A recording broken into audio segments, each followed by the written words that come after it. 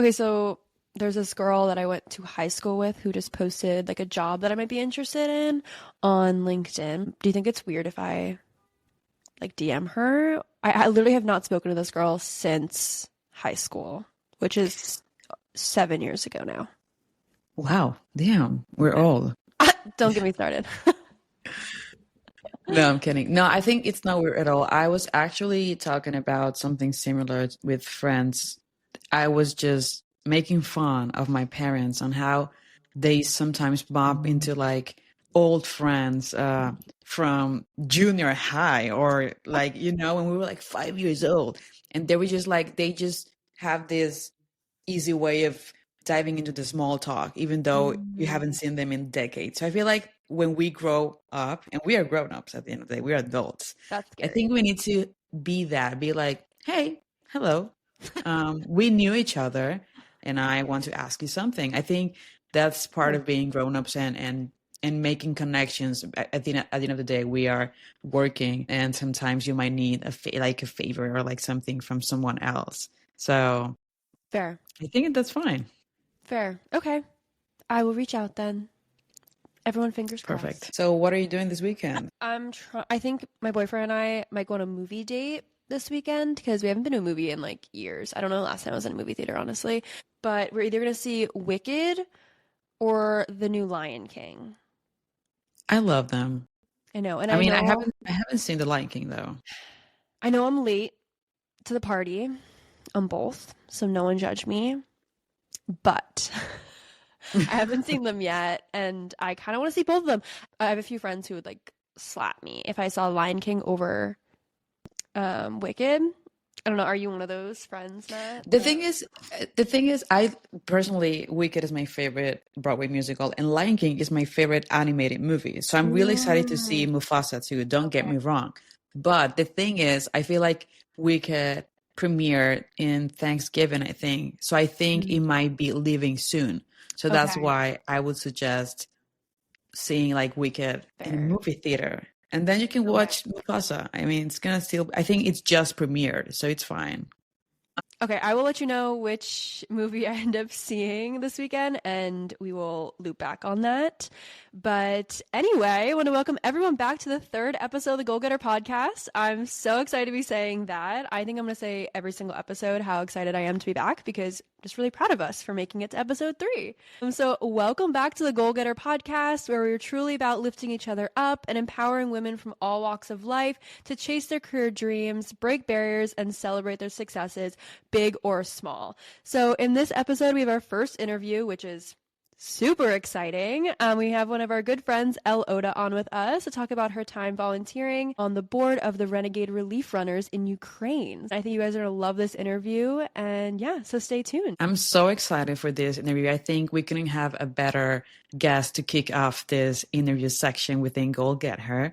So I'm so excited, so happy. You guys are going to love it. So without further ado, let's go to the interview.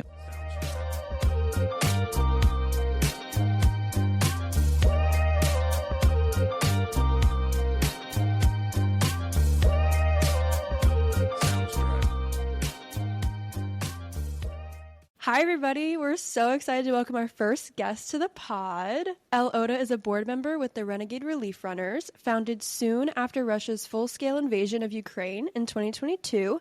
Renegade Relief Runners is a registered 501c3 organization in the U.S. and has a ground team in Ukraine that focuses on delivering humanitarian aid to underserved communities in Ukraine, particularly villages near the front lines. It's great to have you here, Elle. Thanks so much for having me. Yay. Well, I guess we want to know more about you. Like, where did you grow up? Did you think you were going to be doing this as a kid?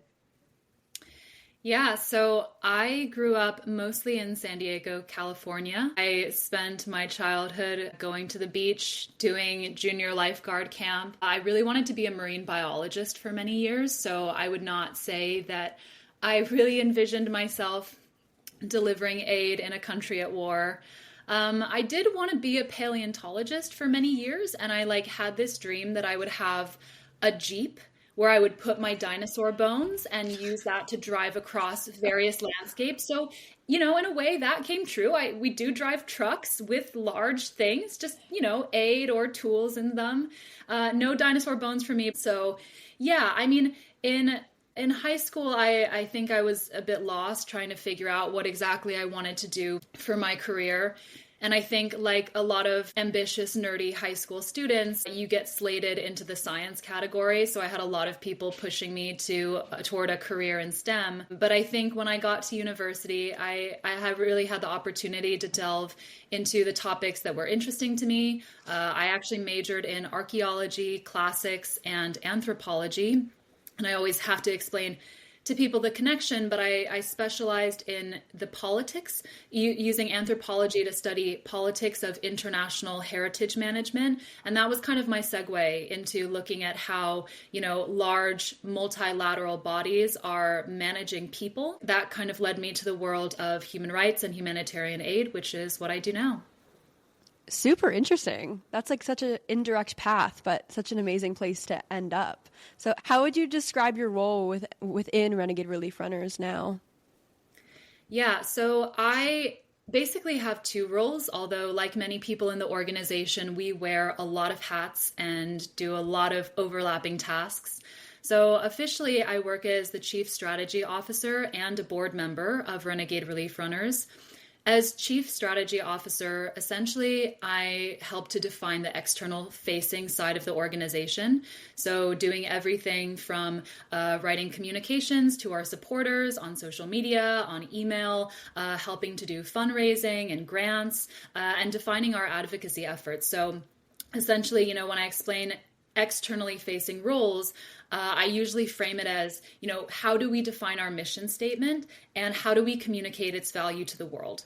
Which is super important with Ukraine because, many of our supporters are international. They're not based in Ukraine or Eastern Europe. So we're constantly having to convince people, even now as this war reaches 3 years, why this is something they should care about, why this is something, my family in California, where I am now, should be supporting. As a board member, now I play a much broader role, I think, in terms of ensuring the organization is well managed. So those of us on the board play a role in doing long-term planning to ensure that our donations are making the greatest impact when it comes to aid on the ground. We do a lot of capacity building for the team. This is a very small organization, which I can get into in a little bit, but our ground team ranges sometimes from just 5 people to maybe 10. So we do a lot of work in terms of making sure that everybody is set up for success and that they're situated in roles where they can grow, but also be most effective. And then finally, and we'll talk about this more, but I get to be an aid volunteer, which is the fun part. So I'm helping out constantly when I'm there with ground projects, driving trucks, delivering aid. So there's a lot of work that happens at the same time. And I also have a full-time online job, which is at the Human Rights Foundation. So that's always going to be the priority when I'm working because that is my main career and that's the job that pays me. But all of my work with Renegade Relief Runners, I'm extremely passionate about and is in a volunteer capacity. That's so inspiring. By the way, hold on. So you went from wanting to have dinosaur bones in your Jeep to this volunteering sidekick job. So how did you hear from them? Why did you get involved in the first place? Yeah, so similar to the first question you asked, this one also has quite a bit of turns and somersaults. So when I first saw Russia launch its full-scale invasion of Ukraine in February of 2022, obviously it was something I was interested in. Given my work in human rights, I was paying very close attention to the conflict, thinking about what I could do to help from afar. I definitely wanted to get involved, but didn't really see an avenue in. And I, as an American who had never been to Ukraine, I didn't know how to really be helpful and support this cause in a meaningful way. So by chance in 2022, I was living at the time with my boyfriend in Poland, And his family was extremely passionate about Ukraine and had organized a convoy of trucks to drive from Warsaw to Kyiv with humanitarian aid. This was back in October of 2022. And I was there and they needed extra drivers. And they said, would you like to drive a truck in this convoy? And I was like, sure. I drive a lot. Being from California, I'm happy to give it a shot. I have never driven 15 hours straight, which the journey from Warsaw to Kyiv is quite long. And by this point, I've made it many times. Was super nervous going to Ukraine for the first time, even though we were only there for a couple days. I think looking in at the situation in Ukraine, when you listen to the news, you tend to hear the worst of the worst. Cities getting bombed, elementary schools, hospitals. And so I did a lot of, mental preparation and physical preparation beforehand to make sure that I had all the supplies ready to keep myself safe. We drove in. It went incredibly smoothly. And actually, even though we were only there for a couple of days, we met some incredibly inspiring groups on the ground. And so the humanitarian landscape in Ukraine is so interesting because you have all of these different groups from many different countries really running aid to the places where it's needed most. And even though there are a lot of big organizations as well, like the UN and the Red Cross, these smaller organizations are really the ones getting the aid to these difficult to reach communities. And so one of the groups that I had met was Renegade Relief Runners. They were just a really small organization, pretty fragmented. They had just gained 501c3 status, but didn't have a home base, didn't have an office, didn't have anyone in defined roles. They were oftentimes just sleeping in their cars, running out aid, and then running back, putting more gas in the cars and going from there. So I was really inspired by all the work they were doing. I went on a few little aid runs in Kyiv with them. And afterward, I just offered, I said, hey, do you guys need volunteers to do stuff from abroad or in person? I work at a nonprofit, so I have some skills in terms of communications. Like I know of some grants that maybe we could look into. And they said, yes, absolutely. We can use any help that we can get, which is very much their attitude when it comes to volunteers. And they really let me take that role and run with it. And so I'm so grateful for them entrusting me with a leadership capacity. I've now been with them for over 2 years and have gone from just, helping now and then on my laptop to really being a board member and a fully integrated part of the team. I actually remember 2 years ago or over 2 years ago, how long it's been now, your first time you were going to Ukraine and us talking about all the dangers and what it was going to be like. And none of us really knew. And I guess I don't even know now, but can you tell the audience what a normal or a typical day volunteering on the front lines of Ukraine is like? Well, it's kind of an impossible question to answer. I mean, every day in Ukraine looks so different depending on what's happening and what we're working on. When I'm in Ukraine, I usually work with Renegade Relief Runners in the morning, and those tasks range from having meetings with the team, doing long-term planning, shopping for supplies, organizing the warehouse, any number of those things. And then I shift over, I work New York hours for my online job at the Human Rights Foundation. So starting at 3 or 4 p.m., pretty much until 11 or midnight, I am online doing all my meetings. So it's definitely a balance, and I've had to learn that over time is really how to, juggle these different priorities. But I do try to make the most of my time when I'm there. During aid runs, which is a bit different, but maybe more fun to talk about, the aid runs we have more of a schedule for, because now that we've done this so many times, we have a regiment that we follow to make sure that we are sending aid where it's helpful, but also that we're keeping ourselves safe. So usually the day before, you'll find us preparing, loading the aid into the trucks that we drive out to the east. We are checking our IFAKs, which stands for Individual First Aid Kit, as well as our body armor that we wear when we go to some of the more risky zones. And then we usually try to get out to the east or the south. We focus on those regions because that's where most of the fighting is. And so we'll try to drive out usually before evening to avoid curfew. Many places in Ukraine still have an early curfew. So in Kharkiv, I think it's 11 right now. Kyiv, it's a bit later. It's 12 midnight. So yeah, we'll get there in the evening usually. And then for the aid runs themselves, we leave quite early in the morning, and we work usually with local partners to identify the communities that are most in need. So we're constantly in touch with local village administrations who are able to give us intel about the safety situation on the day of, how much aid is needed, and also devise a system to make sure that aid is allocated fairly for the families in the area. So yeah, usually we drive out. It'll take a couple hours sometimes. We make sure that we bring all of our safety equipment. As I said before, when I am out east, you will always find an IFAC strapped to me, even if I'm just going out for coffee or a dinner. You never know what can happen, and it's better to be safe rather than sorry. We're also very, we try to be as safe as possible when we go out, so we drive slowly. We drive in a convoy. We make sure that we avoid taking unnecessary risks, driving too fast, going into unknown territory where there might be landmines. And, in the cases where it is more risky, really our goal is to get in and get out as soon as possible.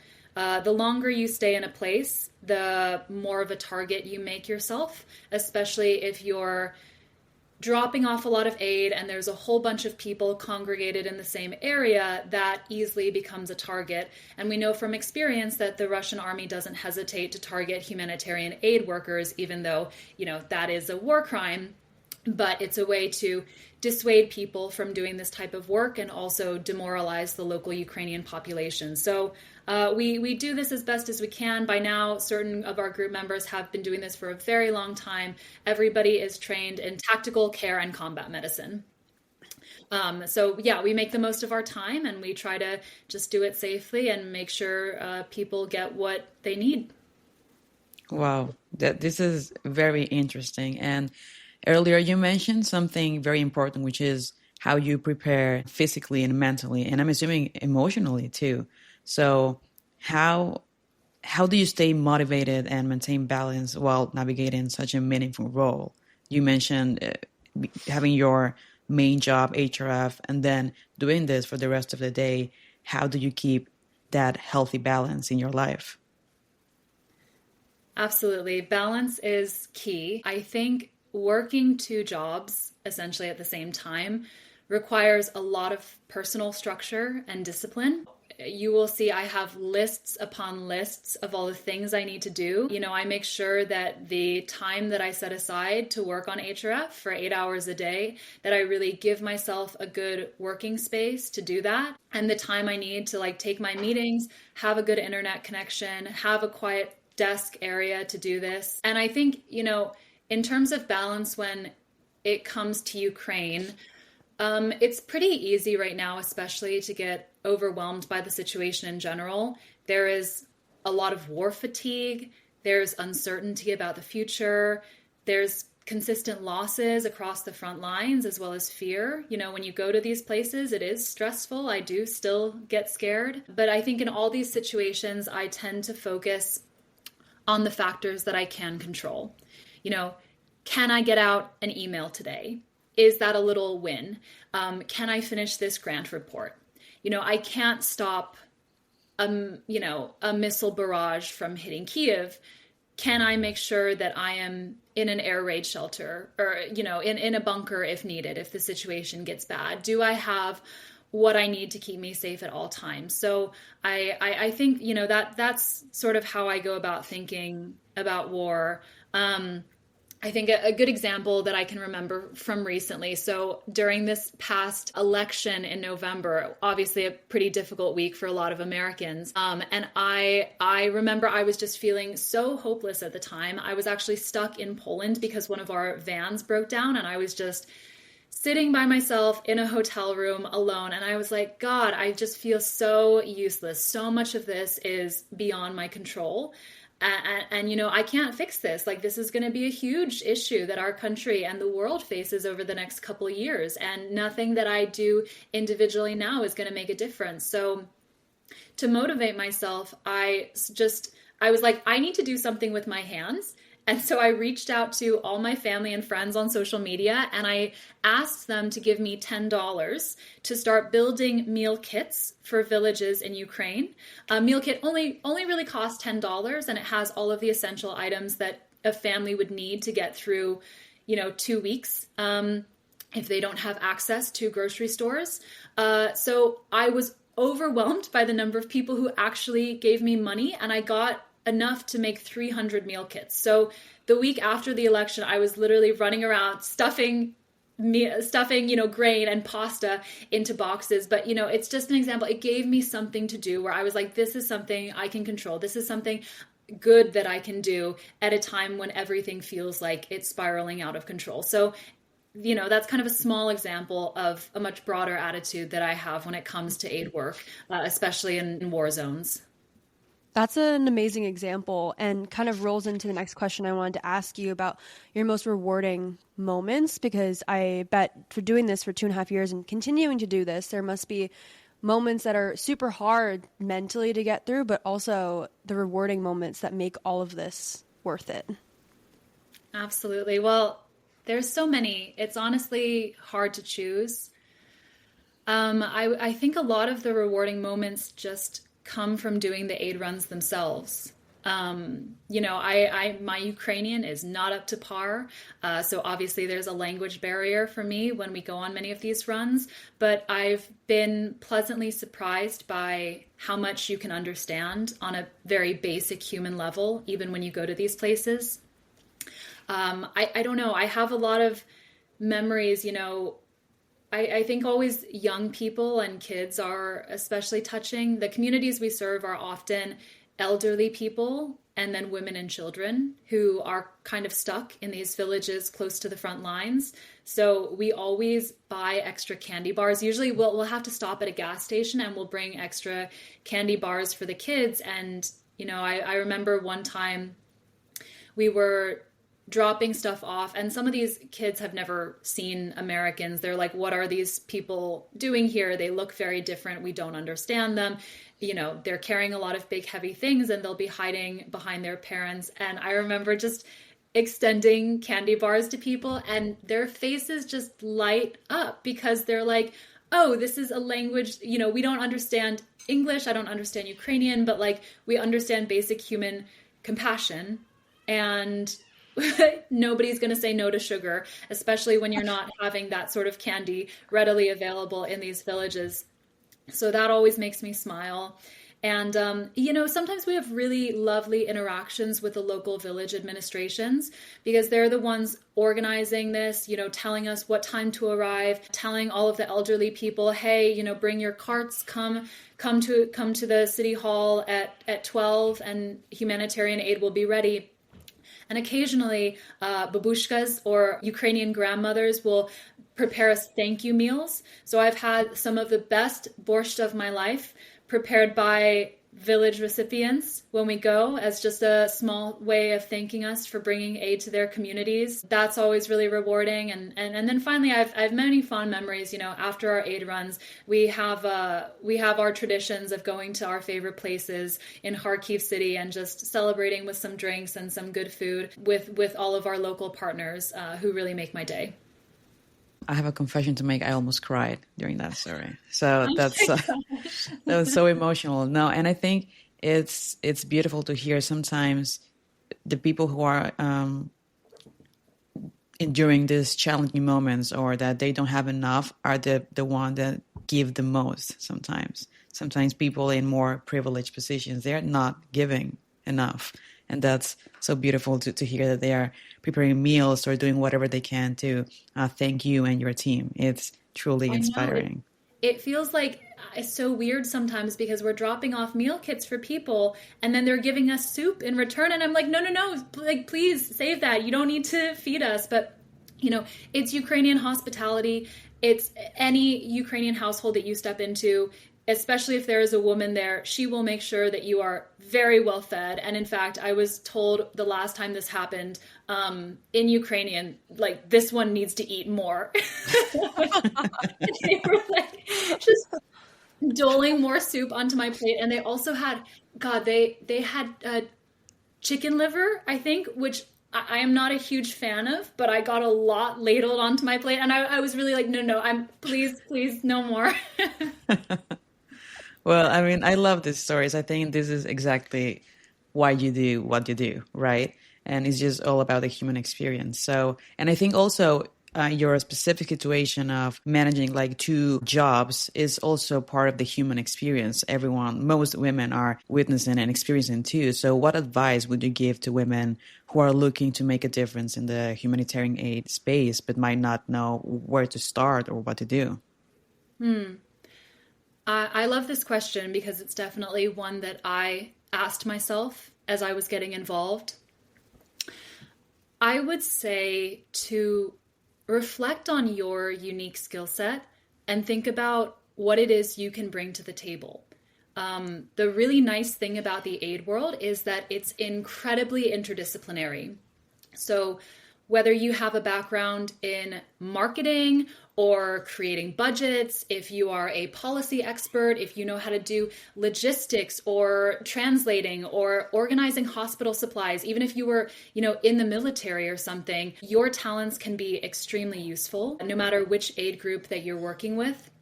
So I would say, think about how you're going to insert yourself. And then really just say yes to opportunities and initiatives whenever you can. This is very close to my heart because this was my entryway into this type of work.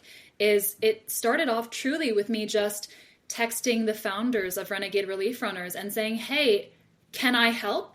I can do XYZ. Do you want me to do this? If not, cool. But if you want me to, I'm there. I'm here for you. And I just got this, resounding, yes, absolutely, we will take your help. And I was like, okay, this is great. I have something. I can start small and just scale it up from there. So I feel like saying yes to opportunities is kind of my mantra because it's afforded me so much out of life. I've been to some really amazing places and met so many people just because I took a chance and was like, yeah, I'll try. It's okay to try and fail. It's something. So yeah, I think that's my advice to anybody looking to start out in the aid world, but also just in general, whatever you're passionate about. That's a great quote. It's okay to try and fail. Elle Ota.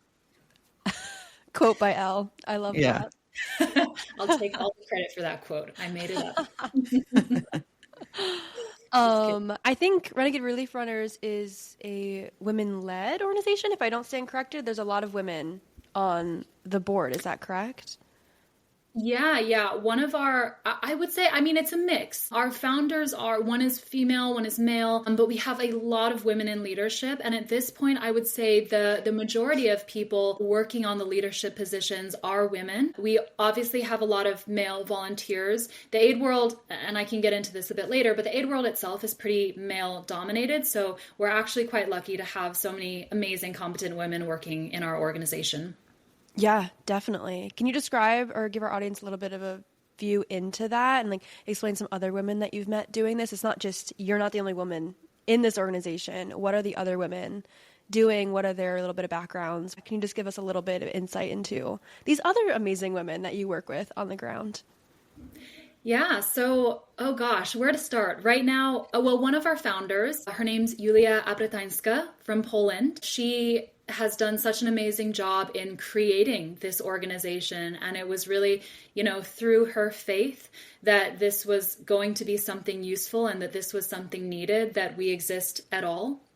So she is really a core pillar of Renegade Relief Runners. We have Valeria Stepanenko, who is a Ukrainian woman who just turned 22 years old, and she is the most mature 22-year-old I've ever met. She does an insane amount of coordinating aid on the ground. Because she is Ukrainian, she speaks the language. She's the one who sets up many of our partnerships with the local administrations that I was mentioning before, and does everything from organizing the expenses of our aid to ordering bulk meal kits from the Ukrainian version of Costco, which is called Metro. We have Olga, who's also from Poland, who manages all of our finances. It's a huge job because we have so much aid passing in and out of our organization. Keeping track of it all is a major feat, so she is handling that. We have Melissa, who's a US-based volunteer, who's a doctor herself, actually, and who organizes all of the medical supplies that we deliver. And that's because the supplies that are most needed are really specific sometimes, and you actually need to have a doctor's license to order some of them. So she has been an absolute champ in terms of sourcing some of those really unique and difficult to find medical supplies, both for military units in Ukraine as well as for civilian populations. And then I would be remiss to not mention all of the amazing women who are part of the local administrations, who are leading other aid organizations, who, you don't often picture women driving semi-trucks full of aid to war zones, but there are so many amazing women on the ground who are inspiring to me, who I've met along the way. I love a good supporting group of women working together toward the same goal. And even I can only imagine the amount of lessons and experiences that you've been through together. So what kind of lessons about resilience or leadership you've learned from these incredible women that you've been working with? Yeah, I think so. One thing to know about Ukrainian women is that they are brutally direct, honest, and they don't take shit. Sorry, I don't know if I can say that on your podcast. Yeah, say anything you want. Yeah, and it's honestly been refreshing because I think culturally Ukrainians can be quite different than Americans. Oftentimes Americans think that Ukrainians have this initial coldness, like they won't smile a lot of the times when you first meet them, just culturally, like, you meet somebody with a straight face and it takes a little bit of time to warm up to people. But I will say, once you do, there's this unwavering sense of loyalty. Like the friends that I've made in Ukraine, I know I will keep for the rest of my life. But I think the honesty and the direct part is really important, and a good leadership takeaway for me, because I think sometimes, especially when you're working in a high stress job, when a lot of stuff is happening, open and clear communication is really key. And that's something that I think we as women often skirt around sometimes. We don't want to say something that offends someone. We don't want to sometimes be too bold or be too aggressive or come off as bitchy or rude or badgering. And it's funny because it's not really a thing in Ukraine. Ukrainian women will just be like, why is this not done? It should have been done now. When are you going to finish it? I've had people say that to me directly, but it can be jarring sometimes, especially as a Californian who is all, like sunshine, beaches, rainbows. But at the same time, it's really important, I think, that we communicate directly and just sometimes say it in a straight way. So I think that's been an interesting cultural experience from my standpoint. As I said before, the Ukraine aid world can be really dominated by men. So most of the volunteers that we're working with who are driving the trucks, carrying the aid, a lot of them are men, who are happy to go to risky zones and lift heavy boxes. A lot of the soldiers that we work with are men. And even the policy experts and academics and journalists who work on Ukraine are men. So it's really interesting sometimes. It can be difficult as women to assert yourself in certain situations and make sure that your voice is heard. And I would just say I've learned from experience, from watching others that I really respect and care about, to just know your worth and don't hold back. I've been told, by journalists that I really respect to become an expert on a particular topic, know what your area of skills and expertise is. And when it comes time to say something, just don't hold back. Say what you need to say. And if, you value your own voice, then others will begin to as well. And that's always going to be an uphill battle. But I do believe that. And I've tried to do that more and more in my own line of work. I love that. That's great advice. And I think something that we want this podcast to fight against is stereotypes, of course, stereotypes of women in leadership roles and what they actually look like. So can you give us some stereotypes that you think need to be smashed immediately about women in leadership and why? I love this question, and I'll talk about it from the aid standpoint, because that's what I'm here to discuss. So one of the tropes that I think is the funniest and very relevant here is I'll call this the quote unquote, what do we do now trope. So in any action movie or something, there will always be this beautiful woman with far too much makeup. And when crisis strikes, she'll turn to the man and scream like, what do we do now? And like, I'm sure you've heard it, but like if you start looking for it in movies and TV shows, you will see it everywhere and it will drive you crazy. And I say this is a stereotype that I would want to smash, because I know that in real life, when a crisis does emerge, you will never hear a woman asking this question, what do we do now? Like, women are always the ones who think through all of the different scenarios and have, not only plans A and B, but also like C, D, E, F, so on and so forth.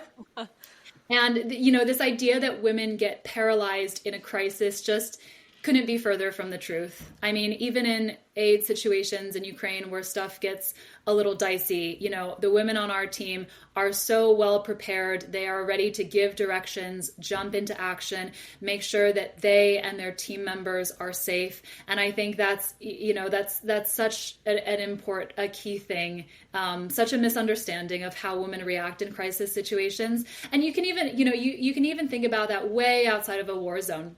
But think about it, in your own places of work. Like when something happens, when an emergency strikes, as it always does, even in an office setting, who are the ones who are most reactive? It's always the women. Yeah. Not saying that men can't, obviously, but I think this idea that women are going to be underprepared and frozen is just so blatantly false. Yeah, no. I agree too. I hate that I'm going to be like very aware when I'm watching a movie. I'm like, oh my God. Yes, and I just so crazy. Yeah. And I just heard Reese Witherspoon saying the exact same thing, like what you just said. So it's very interesting that it's getting out there. So I'm just hoping writers out there get more creative when writing a woman in movies or a TV show. But I want to ask you something. I personally love this question. I love answering this one myself, but the answer always changes. So if you could tell your younger self one thing about becoming a woman who lives with impact, what would it be? This is a hard question, but I'll go back to something that we talked about before. I would tell my younger self to embrace failure, because it allows you to grow. I think I've always been, but particularly when I was younger, somebody who strives for perfection and can be really concerned with maintaining that perfection and maintaining what other people think of me. And I know that perfection is the enemy of progress. I definitely didn't come up with that. I've heard one of my colleagues say that over and over again, but it's true. It's like, when I think back on my life, even just over this past year, the experiences that have forced me to grow most have been experiences of failure. So I think the experiences that have really made me grow most have been when stuff doesn't go according to plan and when you lose. But it's a learning experience to take those losses, sit with them, and of course you can be sad and upset in the beginning, but then think to yourself, okay, how are we going to fix this?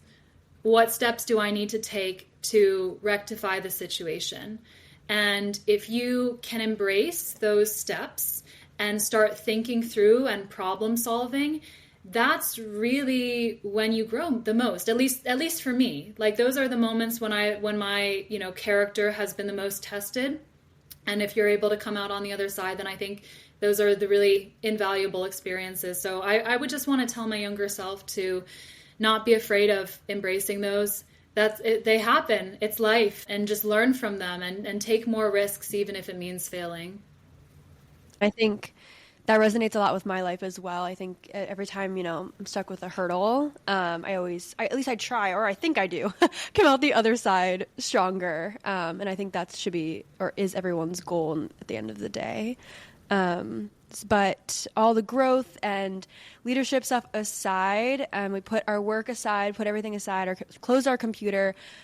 why do you think self-care outside of the workplace is so important for women? Because we've talked about all this stuff, right? Going to war zones, helping other people, and the amazing love that they give back, which also I think can be included in or under the category of self-care, because I think that can really help you understand why you're doing something like this. But at the end of the day, after everything is said and done, why do you think personal self-care is important? I think women have the tendency to adopt roles of being caretakers or providers in whatever setting they're working in, whether you're helping out relatives that are sick, whether you're working in a team in an office, whether you're packaging aid. I think women often take up these roles of like being a provider, caring for other people, and there's this constant effort to make sure that the people around you are comfortable, are taken care of, that your friends and family are all doing well. Like, women are very social, and so there's, I think, extra effort that we put into making sure all of the relationships that we have are being cared for and tended to. But I think that can, as you say, lead to burnout and fatigue when you're doing so many things at once. I think especially in the aid community, burnout is super real. So I do think it's really important that everybody takes time for themselves, and whatever that looks like. Yeah, it can be closing the door and just, being on your phone for a while. It can be going out into nature. Everybody has their way of unwinding. And I don't think people should feel guilty about taking that time, because you can never really go back and help people in a meaningful way if you're struggling intensely within your own person. And I've used the oxygen metaphor that I'm sure everybody's heard ad nauseum by now, but I've told many of my team members in Ukraine, you can't help other people. You need to put on your own oxygen mask if the plane is crashing or losing pressure. Oxygen. Yeah.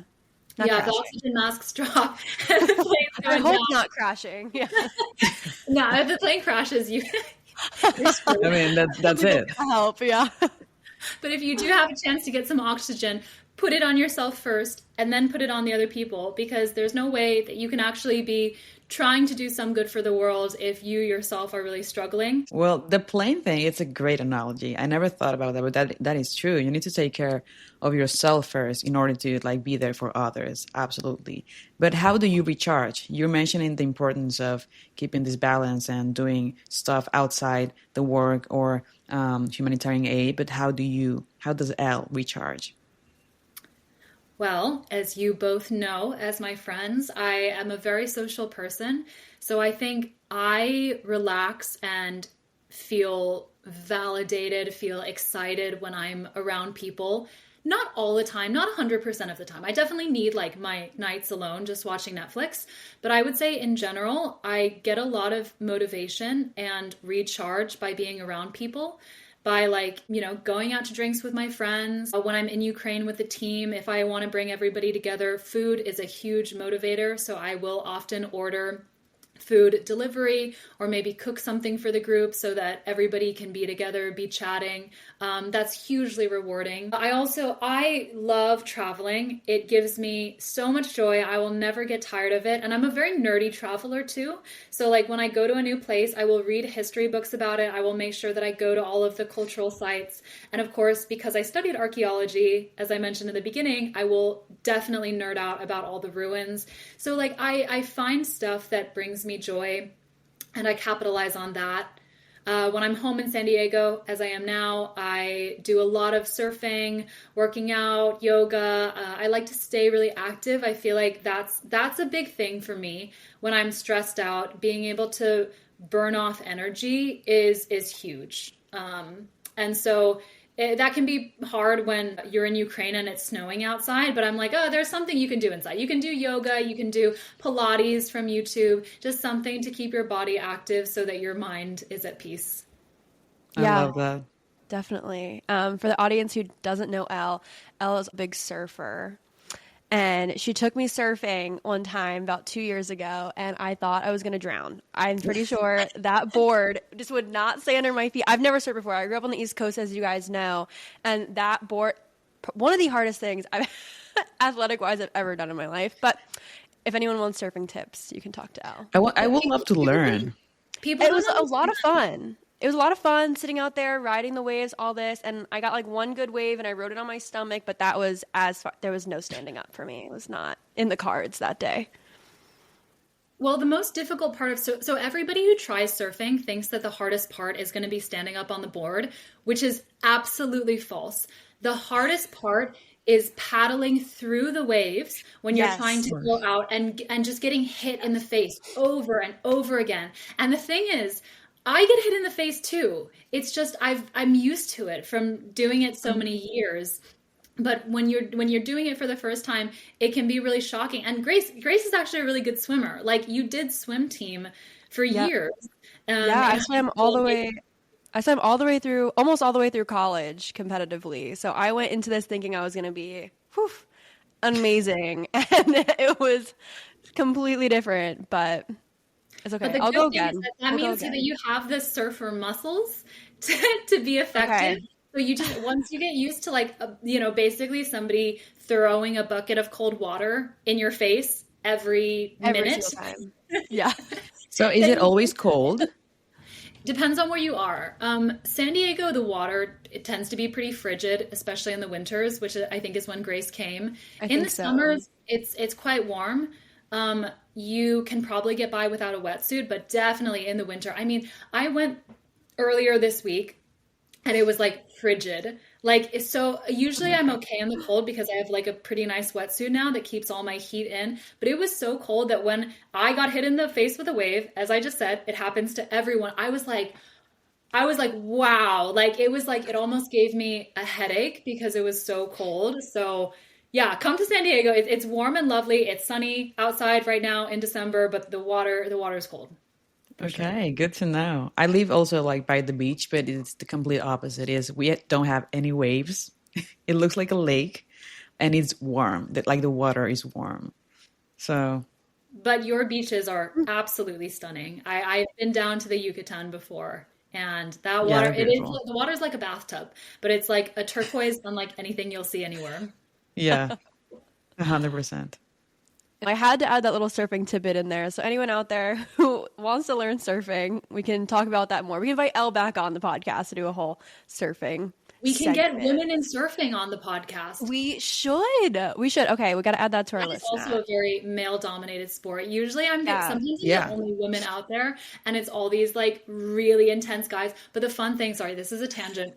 So there's like a whole surfing etiquette, and people can be super aggressive sometimes. Like, if somebody takes off on a wave, you're not allowed to cut in on them. That's a huge faux pas. And like, people will sometimes get into fights and scream at each other in the water. And I will say, I'm all for gender equality, but that is such a man thing to do. Yeah. Okay. Well, when I'm going to San Diego, I'm 100% wearing something that says I'm learning, I'm new. Please. Strapped on the side. Yeah. No, we'll take you to the Learner's Beach. And honestly, anybody who screams at somebody in the water, I'm like, chill the fuck out. Like, you're at a children's beach. Like, if you wanted to go surf some good waves, go somewhere else. Like, it's supposed to be a chill sport, actually. Aren't like surfers like, yeah. Yeah, it's just, unfortunately, there's too many bodies in the water and too few waves. So people are very protective sometimes. Fair. All right. Well, we have two fun last questions for you to kind of wrap up this amazing interview.